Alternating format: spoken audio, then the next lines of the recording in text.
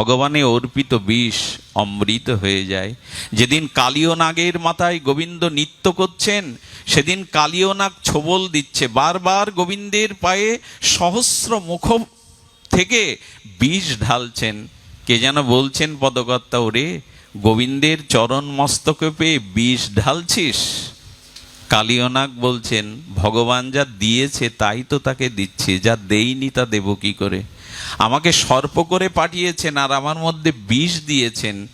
গোবিন্দ বললেন, গোবিন্দ যা দিয়েছে তাই তো দিচ্ছি, তবে আমি ওই চরণের মহিমা জানি, ওই চরণে বিষ অর্পণ করলেও অমৃত হয়। আমার এটা ছাড়া তো দেওয়ার নেই। পুতনা বলছে, প্রভু আমি বুকে পাপের বিষ নিয়ে গিয়েছিলাম আর আমার স্তনে কালকুট বিষ, দুটো বিষ নিয়ে গিয়েছিলাম, কিন্তু আমার জানা ছিল না তোমাকে ভালোবেসে বিষ দিতে গেলেও তা অমৃত হয়, ধাত্রীগতি পাওয়া যায়।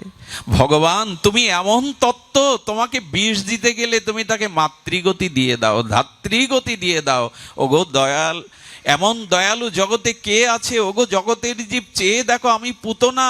পুতনা মানে আমি পবিত্র না, আমি বাল ও ঘাতিনি, রুধির সনা, আমি বাচ্চাদের হত্যা করে রক্ত পান করেছি, আমি গোবিন্দকে হত্যার জন্য কালকুট বিষ স্তনে পুরে নিয়েছি। সেই গোবিন্দ আমাকে ধাত্রীগতি দিয়ে দিল, মাতৃগতি দিয়ে এলো বৈকুণ্ঠে। এমন দয়ালুকে ভালো না বেশে পারা যায়?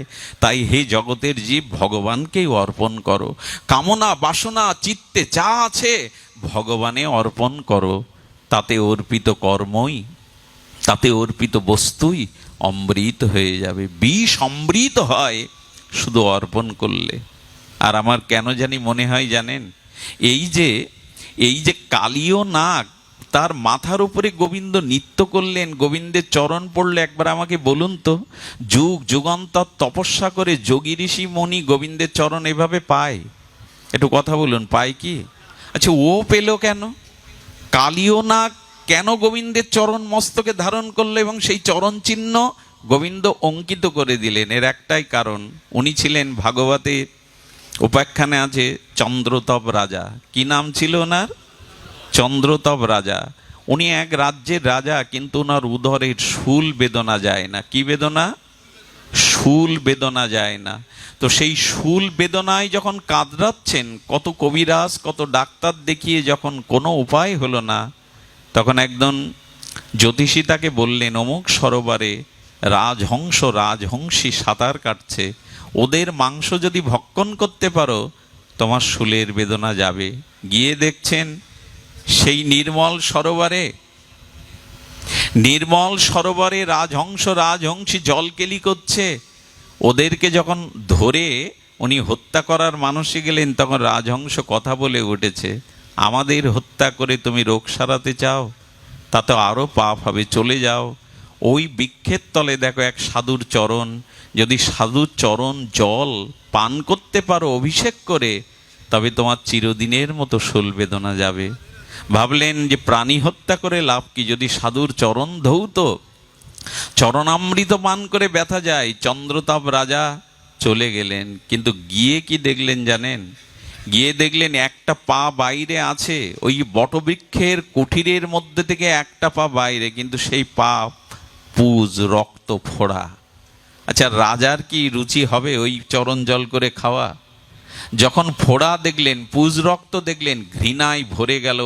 এই চরণের জল আমি পান করে খাবো? মনে হলো ব্যথা তো তীব্র, ভোগও করছি, নিরাময়ের জন্য উনি যদি আর একটা পা বাইরে দিতেন, মনে করেছেন ওই পাটা হয়তো নিরাময়, কিন্তু আর একটা পা বাইরে দিয়ে দেখলেন এর থেকে দূষিত হয়ে গেছে সেই পা, কারণ সেখানে পোকা হয়ে গেছে, পোকা খরে খরে পড়ছে। ওই অবস্থা দেখে মনে করলেন রাজহংসী যখন কথা বলল, ওরা সাধারণ না, ওরা অভিশপ্ত কোনো মহামানব রূপে আছে, আমি চেষ্টা করি। উনি অভিষেক করলেন। অভিষেক করে সেই জল যখন পোকা কিলবিল করছে, ওটার রাজার শ্রদ্ধা হলো না। কিন্তু সাধুর চরণ জল উনি ফেলেননি, কি করলেন? উনি মাথায় করে এনে ঘরের কোণে রেখে দিলেন।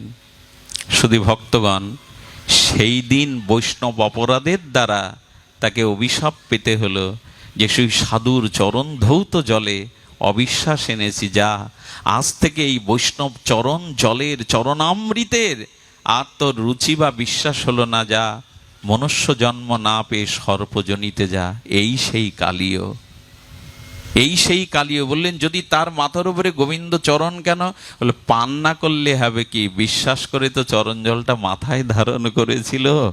এই জন্য সেই বৈষ্ণবের চরণ ধৌত জলের কারণে গোবিন্দ তার মস্তকে চরণ রাখলেন। আর পুতনাকে উনি মেরেছেন, অগাসুরকে মেরেছেন, বগাসুরকে মেরেছেন, কংসকে বধ করেছেন, কেন কালীয়নাগকে বধ করেননি গোবিন্দ? তার কারণ হলো কালীয়নাগের স্ত্রীগণ, সতীসাধ্যিগণ, তারা প্রার্থনা করেছিল, প্রভু আমাদের স্বামীর জীবন ফিরিয়ে দাও, ওকে তুমি মেরো না।